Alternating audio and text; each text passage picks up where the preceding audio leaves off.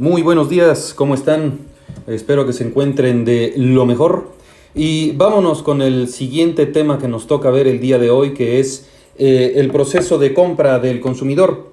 Porque bueno, estaremos de acuerdo en que siempre vamos a tener un proceso mental de compra, digamos así. Es decir, tal vez el consumidor no es consciente de los pasos que sigue para realizar una compra, sin embargo, los realiza.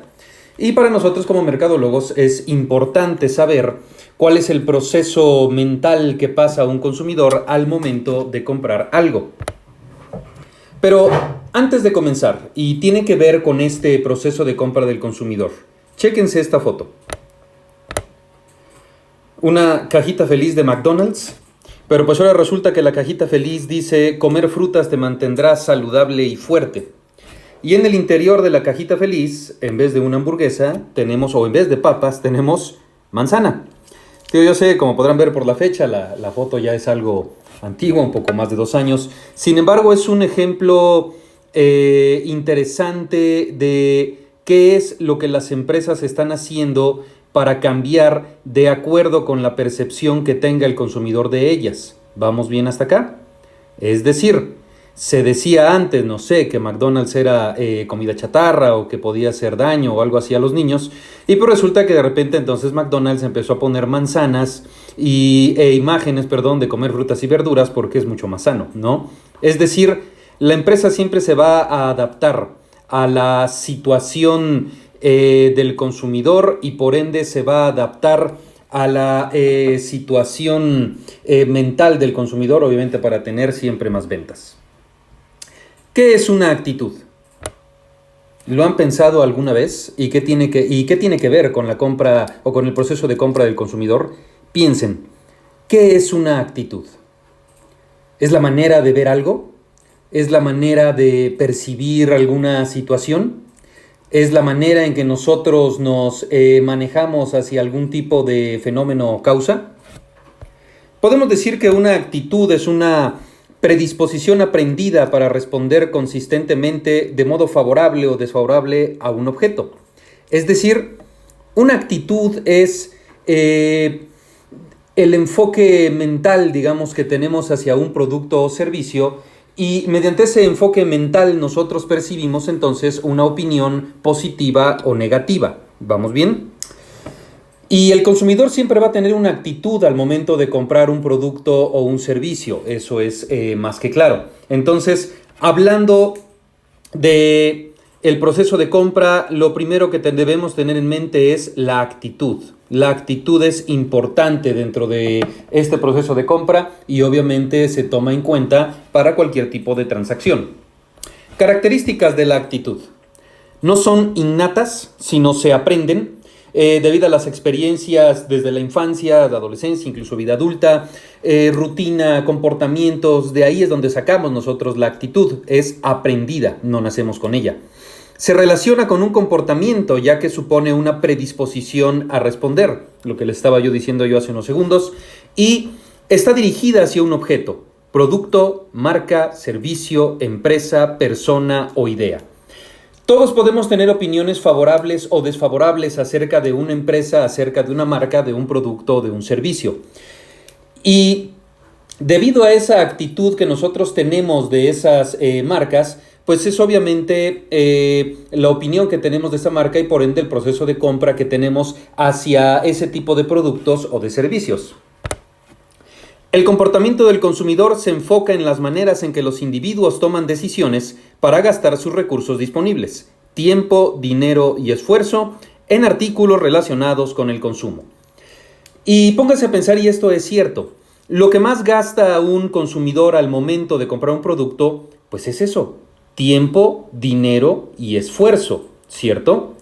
Y estos 3 elementos que tenemos aquí relacionados son los que el consumidor va a invertir al momento de comprar un producto o servicio y por ende es lo que va a pasar, digamos, como proceso mental para adquirir algún producto de alguna marca X o Y. ¿Cuál es el proceso de compra de un producto o de un servicio?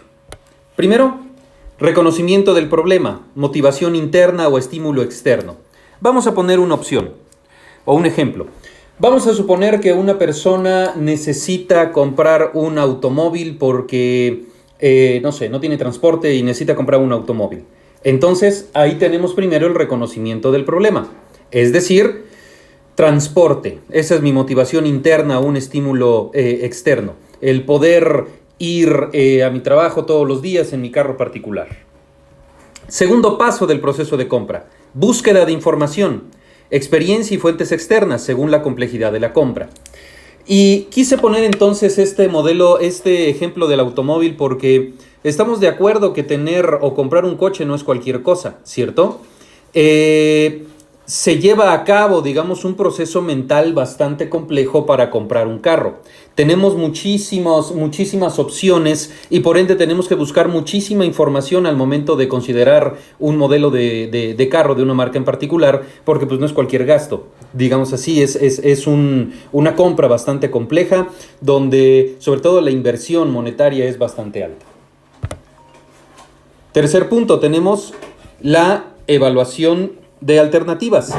Es decir, ya tengo una opción, ya tengo en la mente qué auto quiero comprar y entonces empiezo a evaluar alternativas. ¿Vamos bien? Preferencias. Si yo estoy pensando en un carro, por ejemplo, de la marca Chevrolet, por decirlo así, pues de repente puedo empezar a pensar en otras marcas. Puedo empezar a pensar en la Volkswagen o puedo empezar a pensar en Audi o BMW, etcétera, etcétera. Entonces, repasando otra vez, primero reconozco el problema, el cual tengo. En este caso, como les puse de ejemplo, era la necesidad de comprar un carro. Después empiezo a buscar información sobre ese modelo que quiero en particular. Tercero, el consumidor entonces empieza a evaluar otras alternativas, ¿sí? Otras marcas aparte de la que él tenía en la mente. Cuarto paso, decisión de compra o no. ¿Qué modelo es el que voy a comprar y qué marca es la que voy a comprar? Y quinto paso, tenemos las sensaciones de la compra. Porque les decía yo, el proceso de compra de un consumidor no acaba cuando se paga, digamos, por el producto o el servicio. El proceso de compra del consumidor va más allá de eso. Y entonces también debemos tomar en cuenta que el consumidor va a tener ciertas sensaciones de la compra que ha realizado y por ende, a partir de esas sensaciones de la compra es que nosotros vamos a decidir, o el consumidor, perdón, va a decidir si puede repetir la compra más adelante o no. Entonces, los pasos de compra de un consumidor o el proceso de compra de un consumidor son estos 5 pasos que tengo por acá. Reconocimiento del problema. Primero, el consumidor reconoce el problema. Segundo, busca información. Tercero, busca alternativas aparte de la opción que él ya tenía. Cuarto, decide comprar o no. Y quinto, las sensaciones de la compra.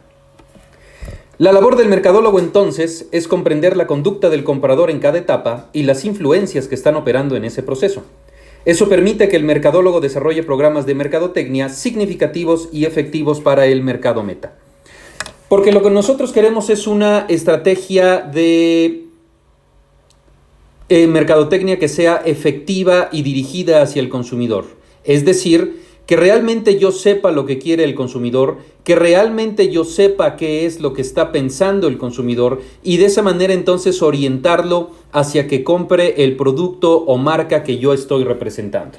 Repito, entonces la labor del mercadólogo es esa: entender el proceso mental que tiene el consumidor de cómo va a comprar, meterme yo en ese proceso mental y estar dentro de una de las opciones protagonistas en el proceso de compra del consumidor. ¿Cuáles son las preguntas que me debo hacer acerca de cómo compra el consumidor? Son 4 muy sencillas y de ahí puedo empezar a desarrollar mi estrategia de mercadotecnia. Primera pregunta, ¿por qué lo compran? Segunda, ¿dónde lo compran? Tercera, ¿con qué frecuencia? Cuarta, ¿qué piensan después de la compra? Prácticamente es un resumen del proceso de compra que vimos hace unos minutos. Y ahora, hablando de mercadotecnia internacional, porque pues obviamente no todos piensan igual en cualquier parte del mundo, ¿cierto? Ay, no sé por qué se fueron las florecitas, una disculpa. Falla en la animación. Los consumidores en diferentes países pueden variar mucho en lo que concierne a sus valores, actitudes y conductas. Y esto es cierto. Quiero decir que La estrategia de compra que nosotros, o estrategia de venta, perdón, que nosotros establezcamos, por ejemplo, en México, no va a ser la misma estrategia de compra para ese producto en países como Costa Rica, Kazajistán, Rusia o Portugal. ¿Por qué? Porque la gente piensa de manera distinta a como nosotros pensamos en nuestro país. Los mercadólogos internacionales, por ende, deben comprender esas diferencias al ajustar sus productos y sus programas de mercadotecnia conforme a ellas. Es decir, lo que les estaba yo mencionando.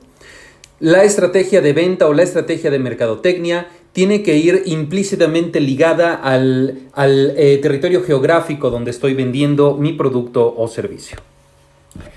Les quiero poner un ejemplo, y esto fue real, fue a principios de este siglo, a principios de los años 2000, y tenemos aquí un producto que para nosotros es sumamente común. Cajeta Coronado, envinada, ¿cierto? Vaya, ¿qué mexicano no conoce este producto que tenemos aquí? La cajeta envinada Coronado, o esta empresa Coronado, tuvo la gran idea de exportar su producto a un país que se llama Argentina, el cual queda en Sudamérica. Y entonces empezaron a mandar el producto, después de realizar por ahí los trámites con comercio exterior, lo que sea, aduanales, empezaron a mandar el producto. Cajeta en Argentina. Pero Coronado tuvo un gran error aquí. Nunca se puso a averiguar o nunca hizo, digamos así, un estudio mercadológico, un proceso de compra inteligente sobre ese producto, y Coronado nunca se enteró que la palabra cajeta en Argentina no significa otra cosa más que, y no voy a decir la palabra. Entonces, imagínense, estábamos mandando, digamos así, caca a Argentina, ¿cierto? Entonces imagínense la risa de los argentinos al pensar que los mexicanos comíamos todos los días. ¿Fue una buena estrategia de venta? Obviamente no. Y el problema ahí es que muchas empresas no toman en cuenta el proceso de compra del consumidor, no toman en cuenta tampoco las costumbres locales de los países, y deciden entonces enviar productos sin saber qué es lo que están haciendo, y suceden los chascos y fiascos como este de Coronado hace algunos años. ¡Qué pena! Tipos de consumidor.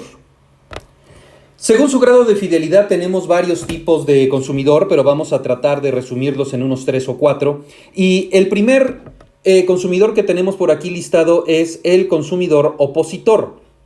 Nos dice que el consumidor opositor busca alternativas a nuestro servicio. Es descontento, generador de publicidad negativa que puede destruir hasta nuestro mejor marketing. Y un consumidor opositor es prácticamente eso. Un consumidor opositor es aquel que no está de acuerdo con mi marca, que tuvo alguna experiencia mala, digamos, en el pasado, y por ende puede ser una fuente importante de mala publicidad hacia mi marca. Entonces, lo que menos queremos para nuestra estrategia de marketing es un cliente opositor. Tenemos también al consumidor o al cliente mercenario. Es aquel que entra y sale de nuestro negocio sin ningún compromiso, pero al menos no habla de nosotros. Este tipo de cliente probablemente no lo podemos evitar porque los hay en todos lados, pero pues es un cliente neutral, vamos a decirlo así. Es decir, va al negocio, entra, sale, compra por aquí, compra por allá, no tiene un pensamiento positivo ni un pensamiento negativo acerca de mi marca, simplemente compra y tan tan. ¿Es un cliente que podemos evitar? Tal vez no, pero pues es un cliente que realmente nos es inofensivo en muchísimas cuestiones. Cautivo, y yo creo que este es el cliente más peligroso que podemos tener. Nos dice que el cliente cautivo es aquel que está descontento y atrapado. No puede cambiar o le resulta caro. Pero cuando tenga la oportunidad de cambiar nuestro producto, nuestro servicio por otro, es un vengativo opositor en potencia. Y tenemos muchos casos de estos tipos de cliente. Estoy con una empresa, contratando un servicio y no estoy a gusto, pero desgraciadamente no tengo otra opción y me tengo que aguantar con esta. Pero cuando llegue alguien más a ofertar el mismo servicio, yo me voy a ir. Y eso suele pasar con muchas empresas que cuando llega una competencia nueva, vamos a decirlo así, entonces empieza la desbandada de clientes hacia la nueva opción. ¿Por qué? Porque esos clientes cautivos se dan cuenta que ya hay otra opción y entonces deciden irse hacia el otro lado. Y obviamente al ya poder cambiar de opción, se vuelven entonces clientes opositores al 100%. ¿Por qué? Porque ya no dependen de nosotros. Cliente prescriptor, y este es el cliente que más queremos en nuestras estrategias de marketing. Alto grado de satisfacción, fiel, amigo y prescriptor de la empresa. Un buen complemento de nuestro marketing. Y con esto tenemos que recordar aquella frase que dice que no hay mejor publicidad que la de un cliente satisfecho. ¿Están de acuerdo? Eso es la mejor publicidad que nosotros queremos hacer y por ende es la publicidad que queremos hacerle a nuestro producto o servicio y por ende lo que queremos entonces son clientes satisfechos, clientes contentos. ¿Sale? El mejor cliente que podemos tener entonces es el cliente prescriptor. Y con esto entonces acabamos nuestra sesión del día de hoy. En unos minutos más subo la tarea a Google Classroom. Muchísimas gracias por poner atención a este video y cualquier duda quedo a la orden en los comentarios en este espacio o a través de los medios tradicionales, ya sea Facebook o WhatsApp. Muchísimas gracias y que tengan una excelente mañana.